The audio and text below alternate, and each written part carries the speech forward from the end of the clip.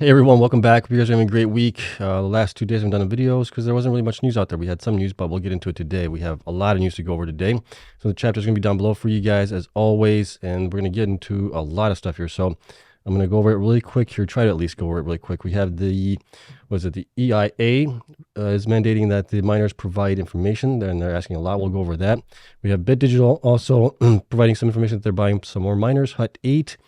Information, Marathon, also information. And then we got reports from Digihost, Cipher, and Bitfarms for their January production updates. So like I said, we have a lot to go through.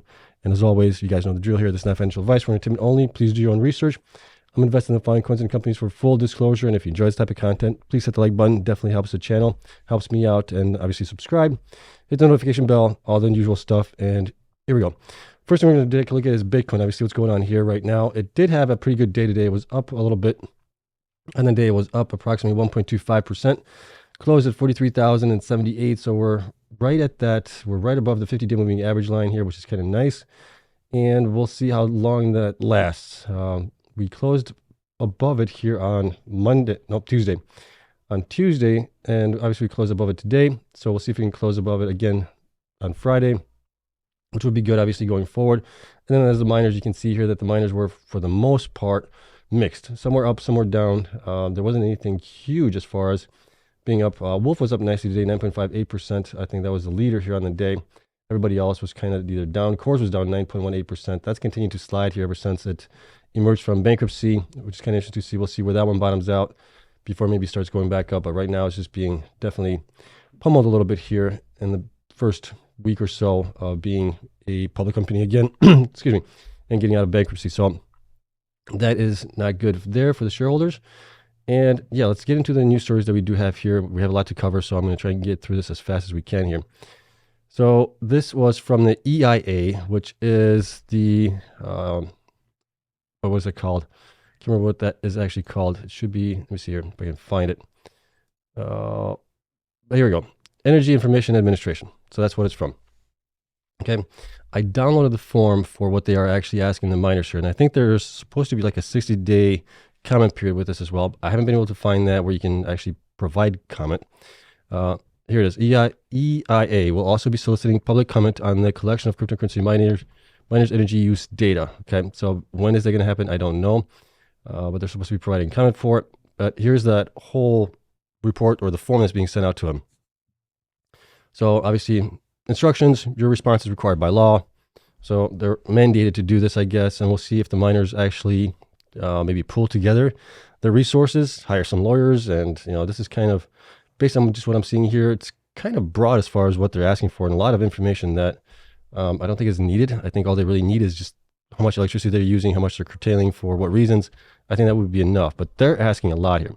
So if we go down on the form here, you can see that they're asking for obviously the company name, all that normal stuff, location, survey contact, and the survey contact supervisor. So they want all that information there. Cryptocurrency activity. So they're asking if you're doing proof of stake. They're asking if you're doing proof of work as well. Let's see, what else are they asking for here? Facility identification. So they want all the facilities identified, and they want the latitude and longitude as well, coordinates on here. So they can pinpoint that sucker exactly where that facility is at. Electricity consumption, right? That's okay. Percent of electricity used for cryptocurrency mining. Obviously, for most of these guys, it's going to be 100%. They want to know the electric service provider as well. And they're going down here. Suppliers, energy suppliers, what percentages, company name. I mean, they want all of this stuff here. Cryptocurrency mining equipment characteristics. They want to know the mining equipment unit counts, the maximum number and average number of mining units that were in operation during the reporting period. Mining equipment unit age. My gosh, I mean, they're asking for a lot of this stuff. What the heck do they need all this information for? Mining equipment hash rate, the maximum hash rate. Most of the stuff is already public information anyways, so they could get it from there instead of wasting time of, businesses that are trying to operate. So I think this is kind of egregious as far as what they're asking here, but we'll see as far as how the mining industry responds to this, right? They want to know the mining unit count, maximum, average, the mining unit age, mining electricity load, mining hash rate. I mean, they want all this information. Going down here, facility number 2, identification. So they want all of this stuff for each facility that they have. And I guess you have to do this for every single one. Mining facility 3. Let's see how many do they go down here to list. Facility 4. Let's keep going. Number 5. Scheduled to, let's see here. Number 6. Oh, so they keep going pretty. I think they're going to put like 10 possibly facilities in here. Facility number 7. Facility number 8. Yep. Okay, so they've obviously done some homework that they know that a lot of these guys will have multiple facilities. Facility number 9. Facility number 10. Yep. How many more do we get? We get electric bills. Schedule 3 electricity bills. If you are unable to submit a copy of any facility's electricity bills, please explain why in the space below. Well, there's accounts numbers and everything else on there. Wow, that is a lot of stuff here. So comments, obviously you can put it in comments in here as well. But overall, like you guys just saw, it is a lot of information that they have to provide there for it. Going forward, I think it's just unwarranted, unneeded. They're just trying to find out what's actually happening as far as electricity usage between all these companies. They can just ask that, how much are you using? How much are you curtailing? When are you curtailing? Why are you curtailing? And I think that gives them a little bit more information as to what's actually going on there. So I think this is egregious as far as an overreach of the government's power a little bit here, especially having to put down where all your locations are, facilities and things like that. These are not hazardous facilities. These are data centers, right? Do the other data centers have to do the same thing from Microsoft, Google, Amazon? Do they have to report on this stuff? Probably not. So that's why I'm saying this is definitely singling out a single industry here, which is, I believe, not fair, really. But we'll see how it goes. Okay. Let me know what you guys think of this. I think this is obviously bad from the government side of things. It is kind of overstepping a little bit here as far as what information that they're collecting here. Okay. But that's it on that one. We'll talk about probably some more on Sundays. I'm going to be joining the Bitcoin mining stock guy on Sunday at 12 p.m. Central Time. We may cover this as well on there, and that's going to be on Twitter Spaces. So stay tuned to that. There should be I think I retweeted the date on that as well. Okay. Next, let's get into the news stories that we do have here really quick. So the first one that we have here is BitDigital Inc. announces expansion of mining fleet. This is actually pretty good for the most part, but I'm a little confused by the data that they provided here as far as the miners here. But here's what we have. So BitDigital is pleased to announce that it has finalized an agreement for 6 megawatts of incremental hosting capacity to power its miners. The hosting company located in Massena, New York, is operated by a subsidiary of CoinMint. Okay, so at least we know who's operating there. BitDigital will fill the capacity with approximately 2,340 S19K Pro mining units that were recently purchased for approximately $3.4 million or approximately $13 per terahash. Okay, let's talk about that. Based on that, we've seen miners purchasing the latest generation, the S21s or the T21s, for about 16, right around 16 terahash. So it's only $3 more per terahash. I'm surprised they didn't decide to go with the more newer machines there. That would be, I would think that would be better, more advantageous going forward. But we'll see. Let's go down here. What else do I have here? These mining units represent approximately 260 petahash with an average hash rate, average efficiency of 23 joules per terahash. The company expects the miners to be delivered to the facility and hashing by the end of February 2024. So that would be actually pretty good if they can get those in at that time. And this agreement represents an important step towards achieving our goal of doubling our active mining fleet to approximately 6 exahash during 2024. So I think that's good there. But let's take a look at the numbers we do have here for BitDigital on these machines, and I'll show you what I mean by it's a little perplexing by the numbers that they represented. So I put the numbers in here, January 31st, when they reported S19K Pros. They reported 2,340 miners being at approximately 260 petahash. That represents the miners being at about like 111 terahash. That's even worse than the prior S19K Pros, which were 120. So either their numbers are off or something is amiss here. All right, and I was trying to get them to 23 joules per terahash. I had to bring down the watts here to 2530 watts, 2530 watts. Okay. Going down here, I think that's it, but that brings them up basically to, what does that bring them up right now? To 2.8 exahash currently. Okay. And then efficiency wise, we're getting down to about 27.59 efficiency overall on what they do have here. Okay. So that's it for that one. Let's take a look at the next one here. Hut 8. So Hut 8 is proceeding with full mining operations plan to provide managed services to Ionic Digital in connection with Celsius Network LLC bankruptcy proceedings. So they won, obviously, the bid there to manage those servers. I believe currently Ionic or Celsius has about 120 some thousand machines. Of those, about 69,000 are currently in operation. that leaves a lot of machines still out there that are not plugged in. So this is why they're going to be possibly, well, we know they're going to be building out one of the facilities to get to the 122,000 machines being plugged in and being roughly at 12 exahash. Now we'll have to see how fast they do it. Okay, so Hut 8 today announced that it has signed a 4-year agreement with Ionic Digital to provide an end-to-end managed services across all of its Bitcoin mining operations. The agreement includes Ionic's 4 existing sites in Midland, Texas, and the development and operation of Cedar. Oh, I gotta sneeze. The agreement includes Ionic's 4 existing sites in Midland, Texas, and the development and operation of its Cedarvale site located in Ward County, Texas, which is designed to reach approximately 240 megawatts. Hut 8 will also continue to host approximately 8,500 Ionic digital miners at Hut 8's Alpha site in Niagara Falls.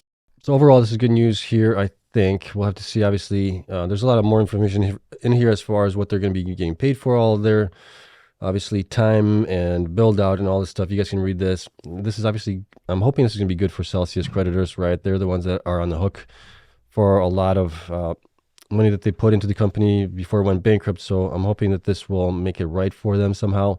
But the miners that they do have right now, it seems like, are like the 100 terahash miners, which, as we know, should be able to survive the halving event. But going afterwards, they're going to have to probably do something where they're going to have to upgrade those machines eventually, or maybe they're going to sell them. They're going to have to do something, unfortunately, with those machines, because they are getting up there in age a little bit. Okay. But we'll probably talk about this a little bit also on Sunday in the Twitter Spaces. Next here, this is kind of interesting as well. Marathon Digital Holdings to assume full operational control of its recently acquired Bitcoin mining sites. And guess what? Hut 8 was the managing body that was managing those 2 facilities there. So Marathon has entered into an agreement with affiliates of Hut 8 Mining Corp. To remove Hut 8 as the operator of 2 Bitcoin mining sites recently acquired by Marathon in Granbury, Texas, and Kearney, Nebraska. Marathon intends to replace Hut 8 as the operator of these sites by April 30th. So that's roughly, 3 months away? So don't know what the contract was there for Hut 8 or previously USBTC for managing those sites. But I'm guessing that Marathon is probably paying them off just to kind of go away. And then they're going to try to manage the sites themselves. Okay, so while Marathon assumed ownership of both sites, Hut 8 continued to function as the operator. On January 30th, 2024, subsidiaries of Marathon and Hut 8 entered into an agreement to terminate Hut 8 as the operator of these sites and transition the operational responsibilities to Marathon. Right, so they're terminating the agreement, meaning they're going to have to probably pay something. They didn't provide how much they're going to be paying here. By removing Hut 8 as a third-party operator and assuming direct operational control of both sites, Marathon expects to reduce its operating fees, thereby improving its cost to produce Bitcoin, to more effectively participate in energy hedging and other energy management services, and to streamline the implementation of its proprietary technology to improve operational efficiency. The transition is expected to be completed by April 30th, at which point Marathon will be both the owner and operator of the 390 megawatts of capacity in Texas and Nebraska. So I think this is actually a really good move by Marathon here. Getting control over their facilities is definitely going to help them out in the long run.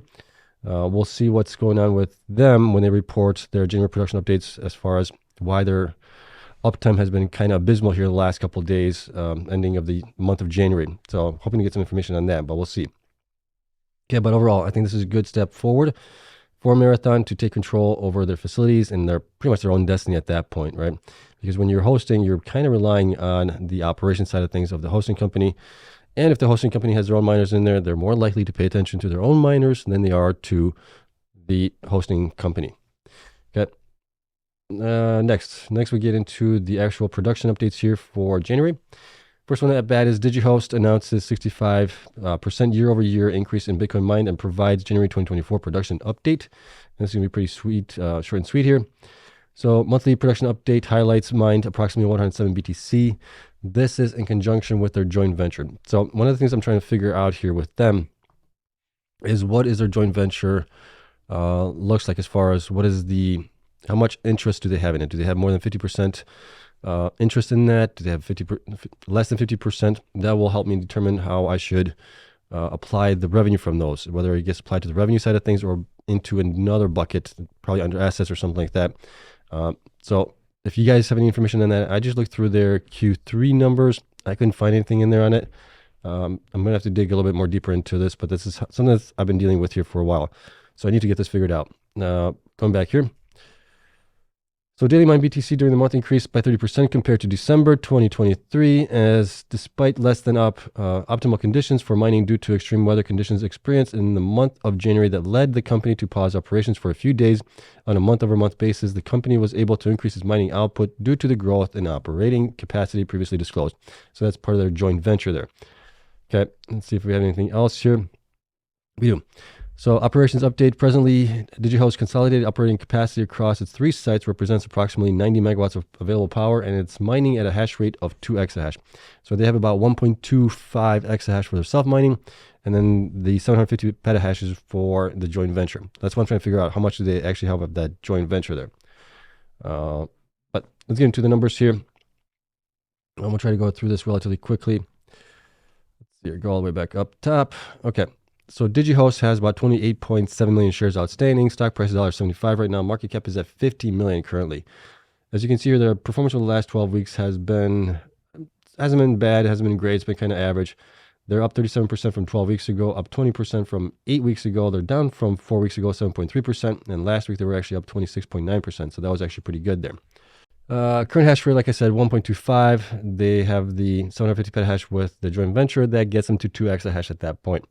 So no real growth here as far as for self-mining is concerned, but if they have more of the joint venture than 50% of it, right, staking or operational side of things, that could be included in the revenue, like I said before. BTC production here, I'm only trying to figure out what is their BTC production for self-mining. So I figured out it was probably around 67 BTC for their self-mining. The rest was part of that joint venture there. So that's the tricky part here, trying to figure that out. But they do at least provide some information that they were curtailing for a couple of days. We can figure that out based on what they could have possibly mined. I'll explain it down below here. Month-over-month difference here, BTC HODL, they're HODL. They haven't been reporting on that. They've been reporting the total value that they have in cash and BTC and whatever else they might have. So I still have it at 19. I'm waiting for, maybe when they report the Q4 numbers, we'll get some better data on that. BTC per exahash efficiency definitely came down here to 53.63. BTC sold, they sell pretty much everything that they mine. Hash rate has been increasing here throughout the year, which is nice to see, but small increases nonetheless. Monthly Bitcoin mine revenue. Revenue obviously peaked here in December, which we saw about a 20% increase from the Bitcoin transaction fees. Helped things out not only for them, but all the other miners as well. Now they're back down to 2.88 million. They still got some transaction fees added into there, but not as much as they had in obviously December. We'll discuss that down below. Hash rate difference month over month, BTC sold value. Then we got the last 4 quarters. We'll get this updated when we actually get the Q4 numbers here. Their debt isn't too bad, 5.6 million right now as of Q3. Total current assets kind of low, so we'll see if they can maybe fix that in Q4 on that side of things. And like I said, going down here, here's a joint venture, right? 750 petahash. I'm estimating that miners to be about 1,000 or 102 terahash miners. Potentially, that's kind of what they have along here. Might be some newer miners, but it doesn't really matter for that. We'll get the numbers anyways. At least we're getting the right amounts possibly. So based on this, the way I figured this out was I knew that the Bitcoin transaction fees in January are about 10%, right, of the rewards. For my numbers here, I always use just the 6.25 BTC rewards that are given. Anything above that, usually it's been pretty small, but recently we've seen obviously a big increase in those. So I'm trying to figure that out. And the way I'm doing that is just basically plugging in the numbers here, trying to get a number that they are supposed to be at 107, right, which was what they reported. That got us to about 4.59 million revenue based on the Bitcoin average price in January.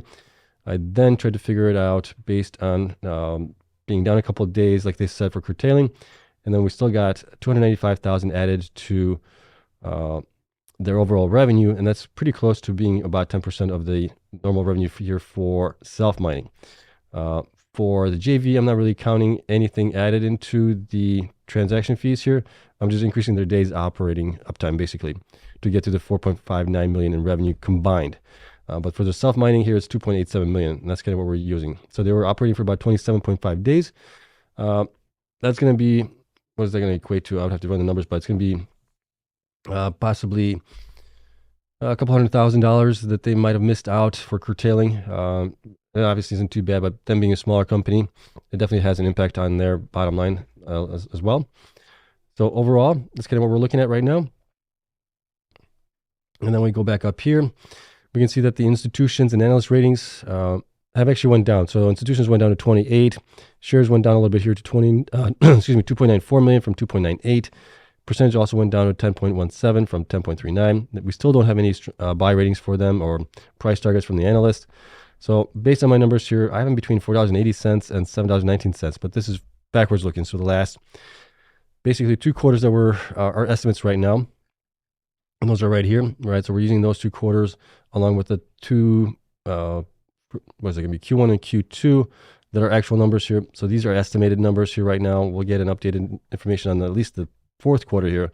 So we'll only have 1 quarter that we're estimated now, which is obviously the quarter that we're in currently. But based on that, that's kind of where I have them. If we look forward to the next 12 months, based on the revenue that they got for January, multiply that times the 2 months before the halving event at 100%, and then the 10 months after the halving event at 50% reduction, I'm looking at $3.51 to $5.26, and that's with a PE of 10, or you could say that's maybe not PE, but PS, right? Sales instead of earnings. What else do we have here? I think that is it for this one. I do think that they're undervalued, but there's reasons why they're smaller. They have a little bit of debt, not too much, but not a lot of assets as well, current assets. So that might be a contributing factor to it there. HODL is also not that great, as we talked about, only possibly being 19, maybe less than that now. We'll have to see. But it's kind of what we're working with right now on them. Okay. Let me know if you guys have any questions down in the comments below. Otherwise, we're going to get on to the next one here. And the next one's going to be on Cipher.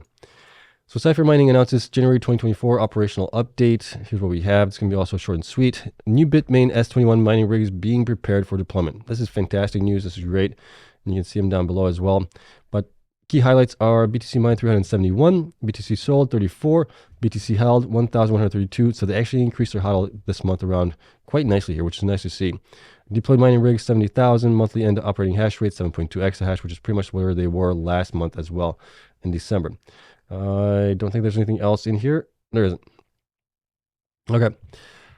Let's go take a look at Cipher here. So Cipher has 254 million shares outstanding. Their stock price is $2.86. It obviously took a hit a little bit there when Bitfury said they're going to be distributing shares. People thought they were going to be selling them. We found out they're going to be given out as basically dividends to the shareholders of Bitfury. So that kind of quelched some of the fears there, which is good. So hopefully the stock starts to go back up here. But you can see that their performance over the last 12 weeks hasn't been optimal. They're down 7.7% from 12 weeks ago, down 5.5% from 8 weeks ago, down 29% from 4 weeks ago. And then last week they were actually up a little bit, 2.61. Okay. Current hash rate 6.2, future hash rate about 16.8, 16.9, I guess you could say, based on what their plans are for growth. So they still have quite a bit of growth here in 2024 and into 2025 potentially as well. BTC HODL, like I said, is 1,132. That's valued at 48 million right now. Their HODL to market cap is 6.67%, so that's definitely pretty high. I think they're a little bit undervalued maybe. BTC production here down below their average of 371. Their average is 407. Last month, obviously, Bitcoin transaction fees helped tremendously there. Month-over-month difference, you can see that BTC HODL has been increasing, which is good to see, especially as we get into the halving event. It's nice to see that their HODL is growing into that, because typically what we see is after the halving event, Bitcoin tends to go up in value. So I think that's a good strategy to hold, as Bitcoin is going to possibly start that rally. BTC per exahash efficiency down to 51.5. Bitcoin sold, they only sold 35. That's the least amount that they sold here in the last basically 13 months, which is kind of nice, but also how are they paying for how are they paying for everything else? Hopefully they're not diluting too high. Maybe a little bit dilution would be fine, especially as we get into having, but not too much. As far as their hash rate here, so total hash rate with joint venture. So we're also accounting for that. That is has been going up here quite nicely. January was at 4.3, and then we went up to about 7.2. So what is it going to be, about 60% increase, 70% increase, or something like that? Not quite 100%, as 100% would be 8.6 exahash. So there's somewhere around there, 70-some percent, 80% increase. Their revenue also has been increasing lately, which is nice to see. Best month they had was December. We know that's basically because of the Bitcoin transaction fees. January 15.9, still better than November, so that's good there. And then let's see what else we have here. Hash rate difference, month over month. BTC sold value, how much they sold. Last 4 quarters, we'll update that when they report the Q4 numbers for them. Total Total current assets looks pretty good, 54 million. Total liabilities, 38. So really no concern there. And then here's what we had for January them mining. I had them mining in January for approximately 31 days here. Pretty much full uptime here, it looks like. 1.36 million in additional transaction fees being added to that as well. And that might be a little bit low, because if we're looking at, it probably should be around 1.6 million or something like that, if it's a 10% of what they actually made here, of 15.9 million for the self-mining in Odessa. Then obviously we have Albaraz, Bear, and Chief in here as well. Total of 18 million combined here. And then we get the hash rate at 7.2 also for the combined. That's kind of where things looked right now for them. Okay. Going up here, we can see here that the institutions did increase here quite nicely to 135 from 124. Shares also increased to 21.8 million from 20 million. Percentage up to 8.51 now from 8.15. We still have the same two strong buy ratings and 4 buy ratings, 1 hold rating. Price targets actually increased here to $8 for the high, $5.83 for the average, and $4.50 for the low. So that's pretty good there. Based on the numbers that I have for them, like I said, explained before video, that we're looking at the current quarter that we're in, along with the previous quarter, which is Q4, which is still an estimated number, and then Q3 and Q2 are going to be the actual numbers for them. We're looking at $6.06 or $6.05 to $9.08. They're at $2.86. I do think that they are undervalued. If we look forward to the next 12 months, 2 months before the halving event at 100%, 10 months after the halving event at 50% of revenue, we're looking at $4.38 to $6.50. Still undervalued, in my opinion, on that one. Okay, so if they can continue to operate the way they are, install new miners, get to the growth that they want to get to, and they still have quite a few miners here that they need to install. Those are all over here. So Antminers 21s, they also bought some Antminers T21s. So they definitely have a lot of growth here. And they have the option to even buy more if they can build out their facilities fast enough in this year, I believe, and to execute that option. Okay. So overall, not bad. Obviously, pretty much all the miners are going to be down for the month of, I think, January, just based on the drop in transaction fees. Okay. Next is going to be last one, Bitfarms here. So Bitfarm earns 357 BTC in January 2024. In 2024, we are embarking on an aggressive growth plan targeting hash rates of 12 exahash in the first half of 2024 and 21 exahash in the second half of 2024, said Geoff Murphy, President and Chief Executive Officer of Bitfarms. Ben G, Chief Mining Officer of Bitfarms, said January mining operations generated 357 Bitcoin compared to 446 in December. This reflects the typical higher curtailment during the coldest months and a return to the normal transaction fees as compared to the temporary spike experienced in December 2023. Yeah, I mean, we had a pretty big spike in December, obviously. We still had pretty good transaction fees in January, but not as much. And we can actually maybe take a look at those here. I can point that out to you guys here. So here we go. We got this. Let's take a look at the 3 months here. You can see in December, we had a huge spike in here, and then that kind of fizzled out a little bit here through December, but then it also picked back up here in early January. Well, at least it picked up a little bit here in January, at the beginning of January, but then it kind of came back down here, and we kind of spiked a little bit in the middle of January, and then we continued to fall back down. So it wasn't too bad. It wasn't as bad as we were back here if you go a year out. I mean, right, we're still elevated from where we were back here, kind of the normal what we've seen in the past. We have seen these kind of spikes in the past as well, but they're very far and few between. Okay. Let's see here. Our fleet upgrade commences with the first batch of 11,600 Bitmain T21 miners scheduled to begin shipping to Quebec in February. Our construction of our air-cooled warehouses and installation of 1,920 micro-BTs M53S plus hydro-cooled miners and containers at Paso Pe are scheduled for February and March, respectively. We are on track to initiate production at that farm by late Q1 2024. Those new installations, along with the fleet upgrades elsewhere in our portfolio throughout first half of 2024, should drive rapid increases in our hash rate and increase of energy efficiency. So those are all good things there. So you can see here, total Bitcoin mined, 357, month-end operating hash rate, 6.5 is where they were. BTC sold, so they pretty much sold everything here as it is now. Now, I was able to figure out what they were actually operating as far as days based on what they provided as their average hash rate, 5.9, compared to what they have installed of 6.5. So that kind of helped out, figured that part out. And then down here, they reduced total outstanding indebtedness during the month by $2 million, resulting in a remaining balance of $2 million at January 31st, 2024, which is scheduled to be fully paid or fully repaid in February 2024. If you've been following Bitfarms for any extended period of time, you know that they got into a kind of debt trouble there in 2022, right around January, right around the summer time frame, where they had over 100 million in debt, and since then they have been able to pay it down, which is fantastic. So, but their growth has kind of suffered because of the debt that they had, but they did get pay that off, and now they are finally starting to grow here pretty fast here, which is nice to see. All right, so that's it for that. Let's take a look at my sheet here for Bitfarms, and we'll call it a day. So Bitfarms has 322 million shares outstanding right now. Stock price as of today is $2.31. Market cap 744, pretty similar to Cipher here, as well as 728 million for Cipher right there. Bitfarms, their performance here has been actually not that bad. It's been actually pretty good here. If you look at 12 weeks ago, they're up 94% from 12 weeks ago. From 8 weeks ago, they're only down 10%. From 4 weeks ago, they're down 14%. And last week, they're up 11.48%. So not too bad. Current hash rate 6.5. They're supposed to get to 12. They do have the option to buy more miners if they choose to. But right now, we have them just for the 12x hash rate left to install, 5.5%. Operational, 54%. HODL, 804. That's valued at 34 million right there. And then you can see their average BTC production is around 406. They were at 357 here in January. Okay. Looking at their month-over-month difference, BTC mine, they were down 89 Bitcoin here. BTC HODL has continued to increase here. They kind of flatlined here a little bit in the last couple of months. BTC per exahash efficiency, 54.9, pretty good there as well. BTC sold, how much they've been selling. Hash rate has continued to increase here, kind of slowly here in basically 2023, but it was increasing. They went from 4.7 to 6.5, almost 2 exahash increase. Revenue, also best month was December, 18.98 million. January was 15.3 million. Hash rate difference month over month, BTC sold value. You can see all that. And then we're looking down here. Their total current assets of 83 million as of Q3. Total current liabilities 29.6. So pretty good healthy balance sheet there. So no really worries there on them.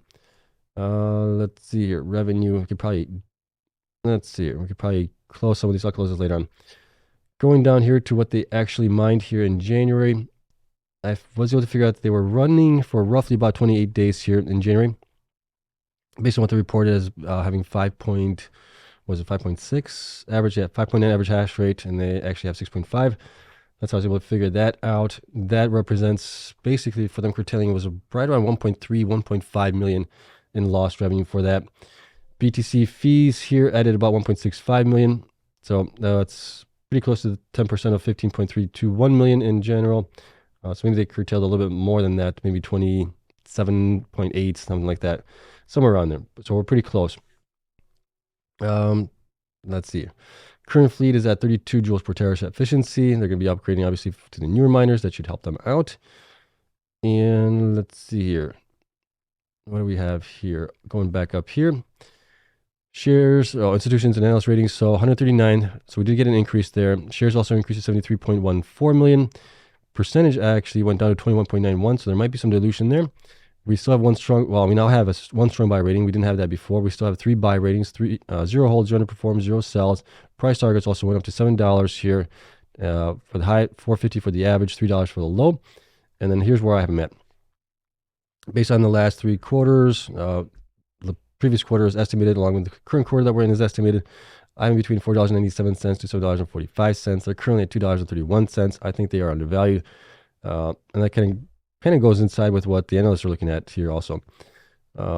Looking at future revenue based on January's numbers, multiply that times 2 before the halving event, times 10.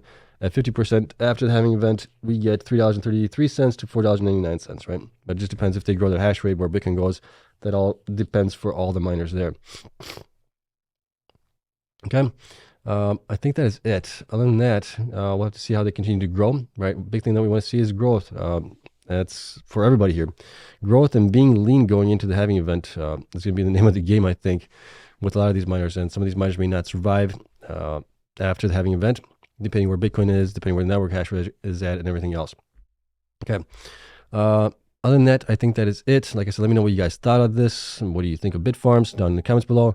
And then we'll also do probably a live stream, maybe tomorrow. I don't know if Friday's going to be a great time to do a live stream for you guys. A lot of you guys will be going out on the town. So maybe we'll do a live stream Saturday. And then, like I said, we'll do Twitter Spaces on Sunday as well. I'll probably do a video on then at that time as well. So a lot coming up here. We should get Clean Spark tomorrow, possibly Marathon as well, maybe Riot updates. So it should be a fun show if we do it live. Actually, no, we won't do that live. We'll do it Saturday, possibly. And then after that, I think I may do the live streams on Wednesday. But I may do a poll with you guys to see which date you guys want. But that is it. Okay. Thanks so much for coming in. Thanks for watching. As always, before I forget, these spreadsheets are available to my Patreon members. Those are available to everyone that's a Patreon member. It's $8 a month now. You might be able to find some spots that are like at the $5 mark or the $4 mark from people that have canceled their subscription for one reason or another. So there might be some opening there. Not many, but there might be some. Other than that, the description is down the bottom or in the description. The link is in the description. Sorry. But we'll leave it at that. Again, thank you so much for coming in. Greatly appreciate you guys coming in to watch. Hope you guys have a wonderful night, and I'll see you guys tomorrow.